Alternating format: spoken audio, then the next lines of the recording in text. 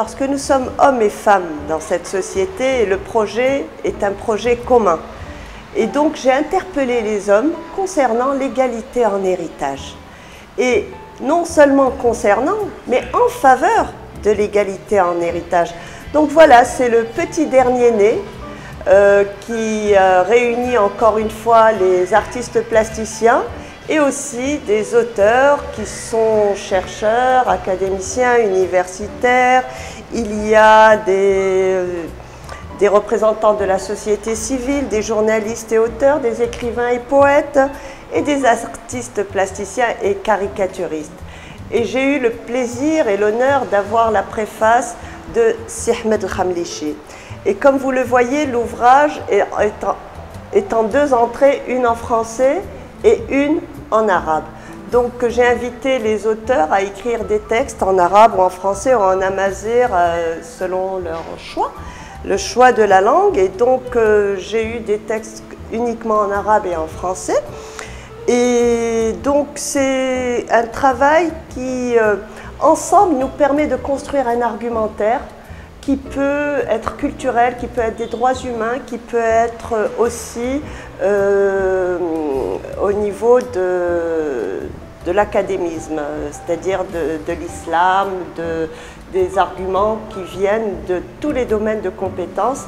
Et chaque personne est intervenue selon son domaine de compétences. Alors j'ai des grandes personnalités qui ont participé à ce projet et je les remercie tous. Je remercie aussi le CNDH qui a soutenu ce projet et aussi le Fonds européen pour la démocratie, donc qui m'accompagnent dans ce projet. Ils m'ont fait confiance et je suis très heureuse de pouvoir porter ce projet qui va aller dans les différentes villes, dans différents univers, auprès des étudiants, auprès des associations de la société civile, pour proposer ce débat, donc une exposition itinérante et aussi un débat itinérant. J'aimerais quand même citer quelques noms pour les remercier, et je ne peux pas les citer tous, mais je suis contente de les avoir tous, et notamment Saïd Saadi, Ismail Alaoui. Il y a aussi Abdelwahab Rafiqi, dit Abou Hafs, qui est salafiste. Donc c'est intéressant d'avoir des avis aussi des personnes qui sont on ne va pas dire de différentes croyances, mais de différents bords de croyances, si on peut dire les choses comme ça. Les journalistes, nous avons Khalid Jam'i, Hicham Rozak, Rachid El-Belghiti, Hicham Hudayfa, Bilal Jouahri. Les écrivains et poètes, nous avons Tahar Benjelloun, Abdeltif Labi, Issam Din Tber, Ahmed Marzouqi. Les cinéastes et acteurs, nous avons Hassan Zinoun, Faisal Azizi, Mohamed Ba'azawi.